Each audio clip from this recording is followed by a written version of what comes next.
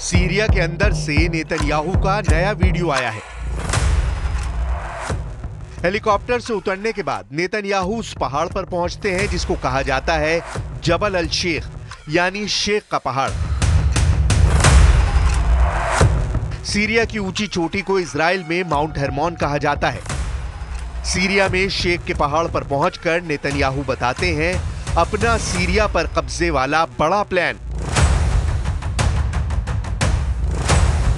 Netanyahu ने क्या बताया, उससे पहले सीरिया में शेख के पहाड़ के बारे में कुछ बातें जान लीजिए।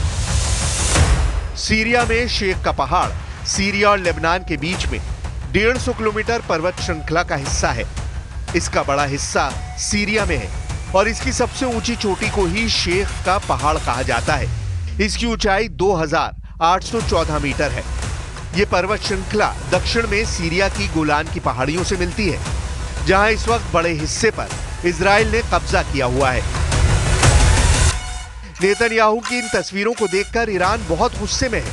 शेख के पहाड़ पर पहुंचे नेतन्याहू बता रहे हैं कि इजराइल अब इस चोटी पर लंबे वक्त तक कब्जा रखने के लिए तैयार है। शेख के पहाड़ पर बेंयामिन नेतन्याहू के साथ इजराइल के रक्षा मंत्री इजराइल काट्ज भी थे। इजरायली सेना के chief of staff Herzi Halevi भी थे। खुफिया एजेंसी शिन बेत के चीफ रोनेन बार भी आए।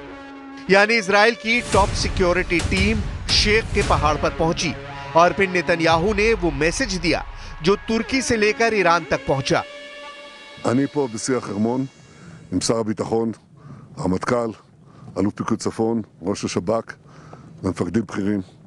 אנחנו פה בחיתוך מצב כדי להחליט על היערכות ישראל במקום החשוב הזה עד שימצא סידור אחר שמבטיח את ביטחון ישראל. सीरिया के इस पहाड़ पर इजराइल की टॉप सिक्योरिटी टीम का आना इसलिए मुमकिन हुआ क्योंकि राजधानी दमिश्क में जुलानी आ चुका है। अबू मोहम्मद अल जुलानी पर तुर्की के राष्ट्रपति का हाथ है। यही वजह है कि इस वक्त सीरिया ऐसा वॉर थिएटर बन चुका है जिसमें अब इजराइल को शह देने का इल्जाम तुर्की के राष्ट्रपति अर्दवान पर लग रहा है। जुलानी को दमिश्क में देखकर ईरान बहुत गुस्से में है। ईरान के सर्वोच्च नेता अली खामनेई तुर्की का बिना नाम लिए निशाना साध चुके हैं। खामनेई ने 11 दिसंबर को कहा था कि सीरिया के पड़ोसी देश ने इजराइल और अमेरिका के साथ मिलकर साजिश रची है। هرچی فشار بیارید محکم تر میشه. هرچی جنایت کنید پر انگیزه تر میشه. هرچه با اونها بجنگید گسترده تر میشه. و من به شما عرض میکنم ईरान सीरिया के पड़ोसियों को जिम्मेदार बता रहा है। यानी सीरिया में अब तुर्की और ईरान की टक्कर शुरू हो चुकी है। क्या सीरिया में तीसरे विश्व युद्ध की जमीन तैयार हो चुकी है, जिसमें एक तरफ अमेरिका, इजराइल, तुर्की और एचटीएस का आतंकी जुलानी है और दूसरी तरफ है ईरान और पुतिन। दोनों को सऊदी अरब का साथ भी मिल सकता है क्योंकि मोहम्मद बिन सलमान भी अर्दवान के ऑटोमन एम्पायर वाले ख्वाब को लेकर अलर्ट हो चुके हैं। अर्दवान की बड़ी ख्वाहिश है कि अखंड तुर्की बनाया जाए, सीरिया के उन इलाकों पर कब्जा किया जाए जो ऑटोमन साम्राज्य के दौरान उसकी जद में रहे हैं। इसमें सीरिया के इदलिब, अलेप्पो, दमिश्क और रक्का जैसे शहर हैं जिन पर अर्दवान की नजरें गड़ी हुई हैं। ये चारों शहर इस वक्त अर्दवान के एजेंडे में हैं और लगता है कि सीरिया के इन शहरों के लिए तुर्की अब इजराइल के खिलाफ फिलिस्तीन वाला मोर्चा भी बंद करने के लिए तैयार है। क्या अर्दवान का ये रवैया फिलिस्तीन के सबसे बड़े समर्थक ईरान और सीरिया के बीच युद्ध करा सकता है? क्या ये युद्ध वर्ल्ड वॉर में तब्दील हो सकता है? ये सवाल बार बार उठ रहे हैं। तुर्की की नीयत साफ नहीं है, ये बात ईरान बहुत अच्छी तरह से जानता है। अर्दवान अपनी पार्टी के एक सम्मेलन में कह चुके हैं कि पहले विश्व युद्ध के बाद अगर अलग तरीके से सीमांकन होता तो अलेप्पो, दमिश्क, इदलिब और रक्का तुर्की में होते। पहले विश्व युद्ध में ऑटोमन साम्राज्य का नक्शा देखिए। पूरा लेबनान, फिलिस्तीन, सीरिया और इराक का बड़ा हिस्सा, यहां तक कि पश्चिमी और पूर्वी सऊदी अरब तक ऑटोमन एम्पायर फैला हुआ था।